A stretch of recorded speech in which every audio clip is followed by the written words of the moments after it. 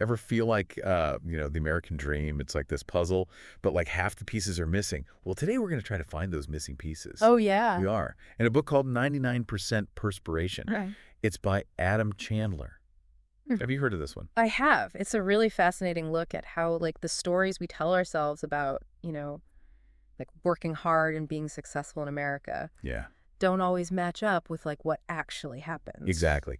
Chandler, he calls it the American Abracadabra, this idea that anyone can achieve anything if they just work hard enough. Right, right. But he makes a really compelling argument that it's not that simple. He uses this really great anecdote Oh, yeah? about the comedian Louis Black. Okay. And he sees these two Starbucks right across the street from each other in Houston.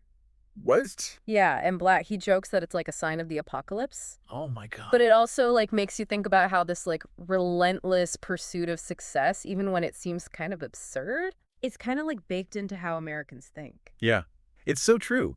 And Chandler takes us all the way back to Christopher Columbus.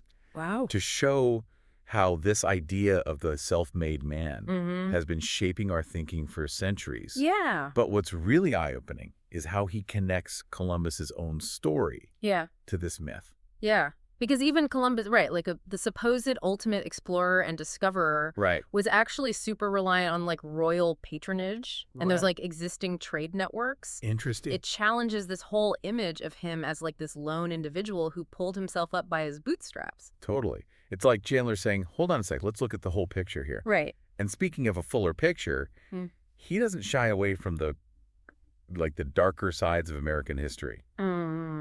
He digs into the Columbian Exchange and how it wasn't just about introducing new foods to the world. Yeah. It also led to the transatlantic slave trade. Right. And the exploitation of indigenous people. It forces you to ask, how can we like reconcile those realities? Yeah. With this whole like work hard and you'll succeed narrative. Exactly. And that's where it gets even more interesting because he dives into the American Revolution. Okay. But not in the way that you learn about it in school. I see. He goes beyond the simple like good guys versus bad guys story. Right. And highlights figures like Harry Washington. Okay.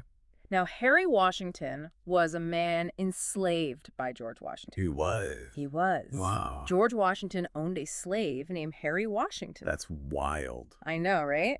And Harry Washington chose to fight for the British. What? In order to gain his freedom. Wow. It's a really powerful reminder that the fight for freedom wasn't so black and white. Right. And that a lot of people were excluded from the very ideals that the revolution was supposedly built upon. Yeah. It makes you realize that this whole American abracadabra thing isn't just like a feel-good story. It's actually shaped by some pretty complex and at times uncomfortable historical realities. Absolutely. Yeah, so he doesn't stop there either. No. He even brings up the recent debates about divisive concepts bills. Right. Which would try to like restrict what can be taught in schools about race and history. Interesting. So is he saying that by trying to like control the narrative of the past, we're actually stopping ourselves from like really understanding the present? That's exactly the connection he makes. Wow. He argues that a safe version of history, or like a simplified version, can actually prevent us from grappling with the really complex issues that we face today. It's like trying to build a house on like a foundation with cracks in it, right? Yeah, exactly. You're making me want to pick up this book. You should. He also talks about Madam C.J. Walker, right? He does. The first female self-made millionaire. Yeah, but he goes beyond just like the typical like rags to riches story. So he's not just celebrating her success, right, but also acknowledging the systemic barriers that she had to overcome. Exactly. He puts her achievements in the context of like when she lived and highlights how like resilient and innovative she had to be as a Black woman to achieve that level of success when she was up against so much. Yeah, it's like he's adding these layers to the stories we thought we knew and revealing these hidden complexities that are often left out. It's so true. I'm also curious about this idea of the American frontier that he talks about. Yeah. Because it's not just about westward expansion. No, it's about like symbolic frontiers. Okay. Like these spaces of innovation and entrepreneurship that keep shaping the American dream. Can you give me an example? Yeah, so he uses the Chicago World's Fair in 1893 as like this really important moment. So on one hand, you have Frederick Jackson Turner presenting his famous frontier thesis. And it argued that, like, the American spirit is, like, defined by this constant push westward. Okay, yeah, that makes sense. But then, at that same fair, you have the debut of the kinetoscope. Oh, wow. Which was Thomas Edison's early motion picture viewer. So the birth of cinema is happening at the same time as this, like, defining theory. Exactly. About the American frontier. Uh-huh. That's so interesting. And think about how film then went on to shape how we understand the West, you know? Like, yeah. The cowboy, the outlaw, all these, like, iconic images. Right.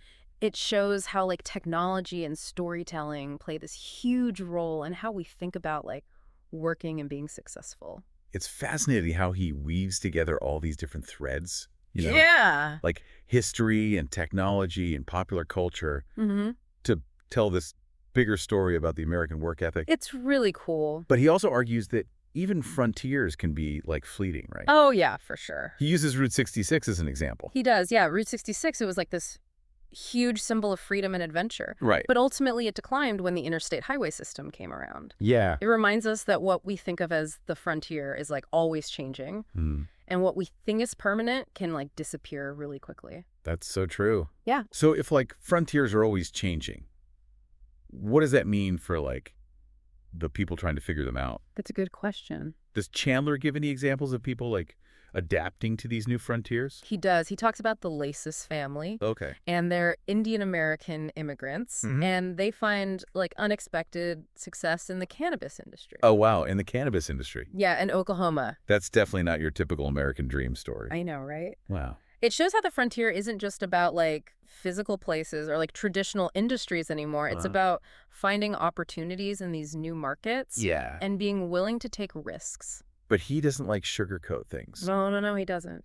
He also talks about the Tulsa Race Massacre. He does. And, like, the destruction of Black Wall Street. Yeah, the story of Greenwood, Oklahoma is, like, a really powerful counterpoint to that. Yeah. You know, here's this thriving Black community that was just tragically destroyed by racial violence back in 1921. That's awful. It's a heartbreaking reminder that, like, working hard and building community aren't always enough. Right. To overcome these, like, deeply ingrained systemic barriers. It makes you question this whole, like, pull yourself up by your bootstraps mentality. You know? Totally. Like, what happens when the system itself is rigged against you? Exactly. And that's the point that Chandler's making. Yeah. He argues that we need to go beyond just these, like, individual success stories. Okay. And recognize how important community is. Social safety nets, you know? Yeah. And giving credit to others for their contribution. It's easy to get caught up in those, like, rags to riches narrative. For sure. But he's pushing us to look at the bigger picture. Yeah, absolutely. He brings this perspective to, like, modern work culture as well. He does. He talks about this pressure to, like, find meaning in our jobs. And, like, the lines between our personal and professional lives are blurred. Yeah. And he uses this term, the time tax that we all pay. Right. Just to, like, navigate the system. The time tax. What's that? It's like all the time that we spend on things like filling out paperwork. Okay. Or dealing with bureaucracy. Or just navigating these, like, complicated systems. Right. Especially when it comes to things like public assistance. Yeah, it's like time that could be spent working or being with family. Exactly. Or, like, pursuing personal interests. Yeah. But instead it gets eaten up by these, like, unnecessary hurdles. I think a lot of people can relate to that, you know? Yeah. Like, we're constantly jumping through hoops. Cool. Just to get by. Yeah. He even goes into the debate around universal basic income or UBI okay. as a potential solution to all of this. Now, that's a topic that always gets people talking. Right. So I'm curious to hear how he frames it. Yeah. Is he, like, arguing for UBI? Well, he presents it as a way to, like, provide a safety net for people who are struggling to make ends meet. Especially as, like, automation and the gig economy keep, like, disrupting how we think about work. It's about making sure everyone has some level of economic security, no matter, like, their work situation. It sounds like he's making us really rethink our ideas about work and success. Definitely. Does he offer any, like, alternative models for how we could approach work? He contrasts American work culture with, like, what they do in France. Okay. Where they have this thing called a right to disconnect. Oh, yeah, I've heard of that. You have. Yeah, it means you don't have to answer work emails or calls after hours. Exactly. Right? It's a legal right in France. Wow. And it shows how important it is to set boundaries between work and life. It's such a different way of thinking than like the always-on culture we have in America.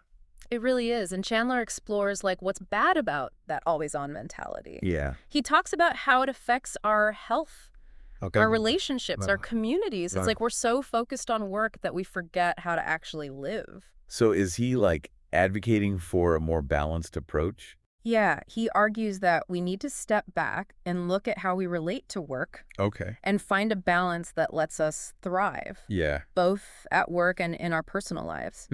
It's about realizing that work is just one part of a good life. Right. Not the whole thing. It sounds like he's tapping into something that a lot of people are feeling right now. For sure. Like this sense of burnout, this feeling of being overwhelmed by the demands of modern life. Totally. And he connects this to like how different generations feel about work too. Oh, yeah. He talks about that whole okay boomer thing, right? He does. Like younger generations are kind of pushing back against this idea that you have to hustle all the time. Exactly. He points out that younger generations are dealing with a different economic reality. Right. You know, they're graduating with tons of debt, going into a job market that's like constantly changing. Yeah. They're not just looking for a paycheck. Right. They want something more. Yeah. They want purpose and flexibility, work that matches their values. It's interesting how he ties this back to the American dream. It is. Like, what does the American dream even mean anymore? Right. With everything changing so fast.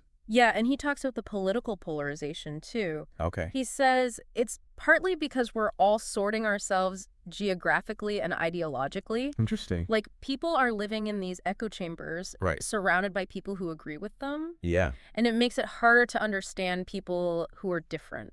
It's like we've lost that sense of shared purpose. Yeah. You know, that idea that we're all in this together. Right. Which is kind of ironic because the American Abracadabra is all about this shared belief in upward mobility. Exactly. And Chandler says that this lack of connection, this inability to bridge those divides, is making it harder to deal with all these complex issues that we're facing as a society. So it's not just about succeeding on your own. No. It's about working together to create a better future for everyone. Yeah.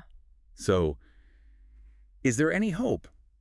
Or is it just all bad news? It's not all doom and gloom, is it? Like, is there any hope? No. He doesn't end on like a super negative note. He actually like offers this hopeful vision for the future. Okay. But it means like we got to do some serious thinking. Okay. And be willing to like challenge how things are. Okay. Listening. Tell me more.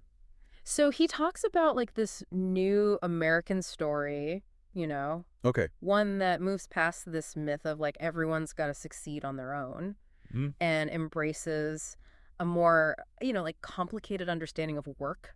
Okay. And how it fits into our lives. So it's not about like getting rid of the American dream completely. It's more like updating it. Yeah, exactly. Like realizing that the old way of doing things isn't working for everybody. Right. And that we got to make a system that's more fair and sustainable. Does he give any like real world examples? He does. He talks about things like green jobs programs that give people jobs and help the environment at the same time. That makes a lot of sense. Right. It's about creating jobs that benefit everyone. So instead of just trying to be successful ourselves, we need to think about how our work helps everyone. Yeah. He's saying we need to like look at the big picture when it comes to work. Okay. And recognize that, you know, community matters. Yeah. Safety nets are important and everyone should have a fair shot. It sounds like he's really asking us to change how we think about work and success. He is. Like, it's not just about climbing the ladder or getting rich. Right. It's about finding work that's meaningful. Yeah. Something that lasts. And helps make the world a better place. Exactly. And I think that's a message that like really speaks to people. Especially now. Yeah. Yeah. This has been such an interesting look at this book. It has. I think 99% Perspiration is something everyone should check out. Definitely. Especially if you've ever felt that pressure to hustle. Or if you've wondered, like, is this really what the American dream is all about? Right. Or if you think there's got to be a better way to work and live. Totally. Yeah. It's for you. It's a book that makes you think. It really does.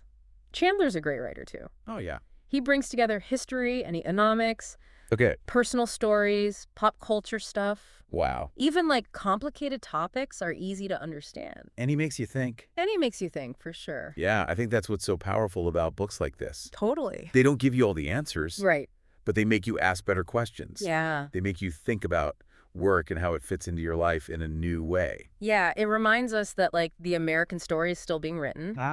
And it's up to all of us to decide what kind of story it's going to be. That's a great point to end on. Yeah. Thanks for taking this deep dive with us. Of course it was fun. And for our listeners, if you want to learn more about this, check out 99% Perspiration by Adam Chandler. Yeah. You won't regret it. Until next time. See ya.